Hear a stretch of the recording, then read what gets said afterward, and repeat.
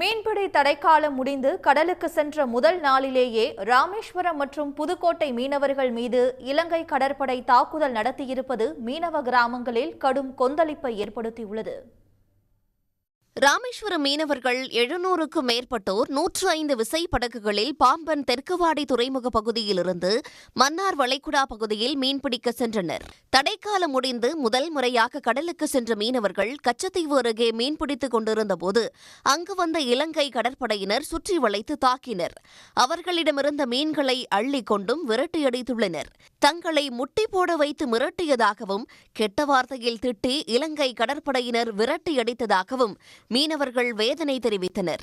போட்ல ஏறி எல்லாரையும் முட்டு போட்டு அட்டியில வச்சு ஆளுக்குள்ள உட்கார சொல்லிட்டு டிரைவர் மட்டும் என்னை மட்டும் கூட்டு போய் உள்ள வச்சு கொண்டு இருந்த அங்காடி ஜாமான் மற்ற ஜாமான்கள் அப்பிக்கிட்டு மீன் ராளுக்குள்ள அப்பிட்டு போயிட்டாங்க. எவ்வளவு நஷ்டமாயிருக்கும் முதல்ல இந்த மாதிரி பிரச்சனை எப்படி பாக்குறீங்க?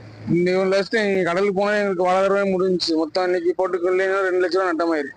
கடலுக்கு போயிருந்தும் போது மொதப்பாடே நெய் பிடிச்சிருச்சு. பிடிக்கவும் மீன் இறாலு நண்டு எல்லாமே அள்ளிட்டு போயிட்டாங்க. எங்களெல்லாம் மண்டி போட்டு உட்கார வச்சுட்டு மிரட்டி உட்கார வச்சுட்டு எல்லாத்தையும் நண்டு இறாலு எல்லாத்தையுமே அள்ளிட்டு போயிட்டாங்க. டிரைவரை தனியா கூட்டு போய் அவங்க 2 அடி அடிச்சாங்க. டிரைவர் மட்டும் எங்களெல்லாம் ஒன்றும் அடிக்கல.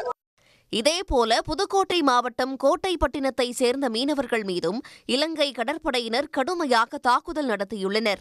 விசைப்படகில் 4 மீனவர்கள் கடலுக்கு மீன்பிடிக்க சென்றிருந்தனர். 18 நாட்டிக்கல் மைல் தொலைவில் அவர்கள் மீன்பிடித்துக் கொண்டிருந்தபோது அங்கு வந்த இலங்கை கடற்படையினர் விசைப்படகுகளை மோதி சேதத்தை ஏற்படுத்தி கடுமையாக தாக்கியுள்ளனர். விசைப்படகில் இருந்த மீன்பிடி வலை உள்ளிட்ட உபகரணங்களை சேதப்படுத்தி கடலில் வீசியுள்ளனர். அவர்களிடமிருந்து தப்பித்த மீனவர்கள் 3 லட்சம் ரூபாய் வரை இழப்பு ஏற்பட்டுள்ளதாக வேதனை தெரிவித்துள்ளனர்.